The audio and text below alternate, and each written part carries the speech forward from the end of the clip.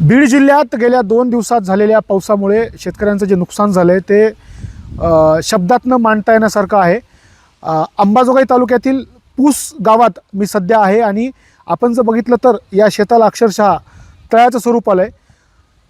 एकदा दोनदा नाही तर तिसऱ्यांदा ही परिस्थिती उद्भवल्याचं शेतकऱ्यांनी सांगितलेलं आहे. मामा काय सांगाल, काय परिस्थिती आहे? शेताला अक्षरशः पाण्याचं तळ्याचं स्वरूप आलेलं आहे. तिसऱ्यांदा असले पाण्यानं हे पूर्णपणे सोयाबीन गेलेलं आहे. पाण्यानं पूर्णपणे अख्ख्या पुसाच्या शिवारात ही परिस्थिती आहे. हेच नाही तर पूर्ण शिवारात ही परिस्थिती आहे. किती रुपये खर्च आला होता सोयाबीनसाठी? ह्याला एकरी 30,000 रुपये खर्च येते. नांगरणीपासून ते पेरणीपर्यंत 30,000 रुपये खर्च येते एकरी. आता आपण बघितलं तर येणारा रब्बी हंगाम पण आहे, पण काय इथं पेरता येईल का पुन्हा? आता हे आटल्याशिवाय पाऊस जर सतत पडत राहिला तर कसं पेरता येईल? मला सांगा, आता हे जे सोयाबीनचं पीक होतं ह्याच्या उत्पन्नातून काय तुमचं होणार होतं पुढे? त्या उत्पन्नातून माझे आईवडील एकतर वयस्कर आहेत, त्यांच्या दवाखान्याचा खर्च, पुन्हा माझा मुलगा शिकायला आहे, त्याची फीस भरायची.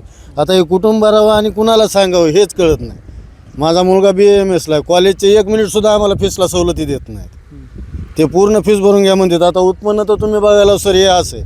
आता ह्याच्यातून फीस कशा भरायच्या आणि काय कसं करावं हे मुख्यमंत्र्यांनी सांगावं आम्हाला एकदा. किती मुलं आहेत तुम्हाला? मला 2 मुलं आहेत. एक मोठा मुलगा इंजिनिअरिंगला आहे आणि बारका मुलगा BAMS ला, आता सेकंड इयरला यंदा. त्यांचा किती खर्च आहे?